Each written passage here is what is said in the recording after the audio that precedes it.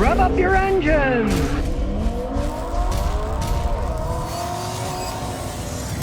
Here we have a Toyota that smokes. And why is it smoking?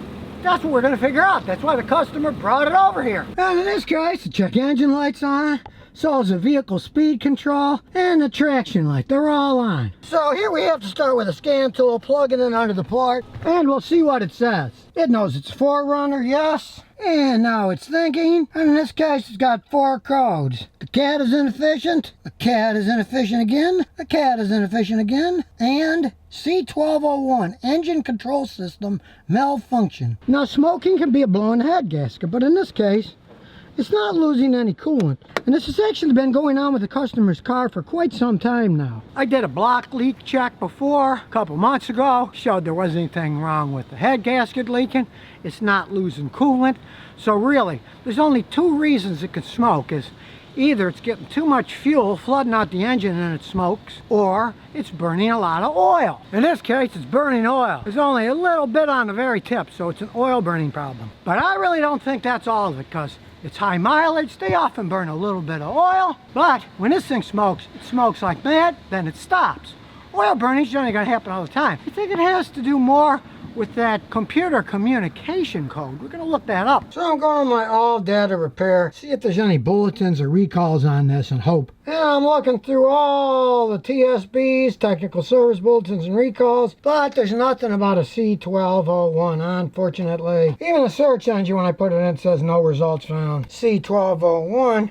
And what is it? Gives you a bunch of procedures, and in the end it says replace ECM if you can't find anything else wrong. And as we look it up, I don't feel like guessing with a $537 part. Now to further confirm my diagnostic, I got my old fancy scan tool, but it recorded no misfires, it didn't show any bad data, it was running like crap and smoking. Even though the engine's burning a little bit of oil, hey, it's got 200,000 miles on it. And burning oil isn't going to make an engine rumble and tumble and trip that communication code either. It's 12 years old. It's only done this a few times. Anybody in their right mind would be foolish to just throw a computer at it. I'm going to tell the customer, drive it and see what happens. Because if it gets to a point where it's doing it all the time, it's going to make the diagnosis a lot easier, because I'm suspecting the computer in that thing's bad.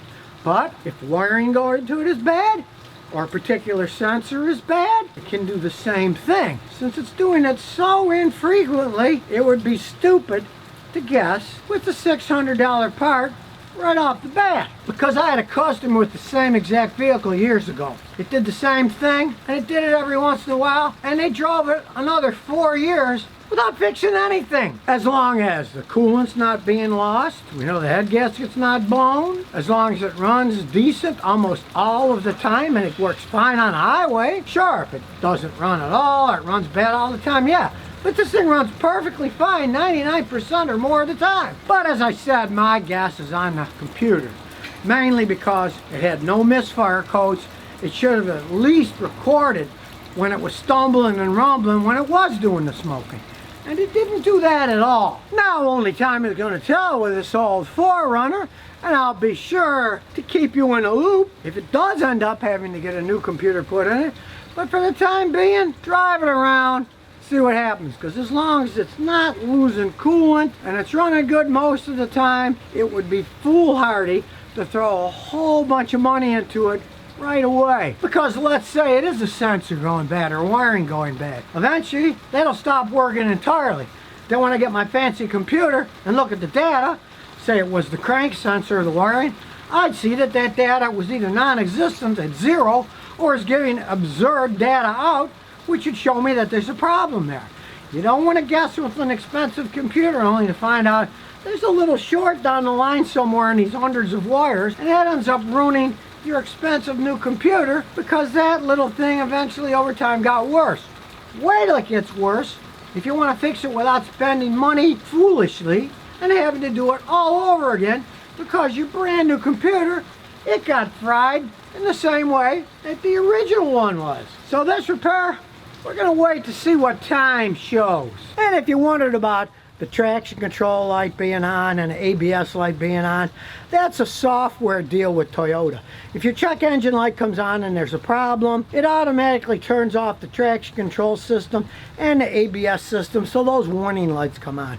When I reset the computer so you can drive it away, all those lights went off and stayed off. But if the problem comes back and the check engine lights comes on, those will come on. So don't freak out if you ever see that in a Toyota with a check engine light.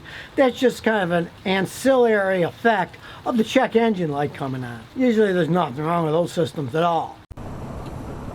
So if you never want to miss another one of my new car repair videos, remember to ring that bell.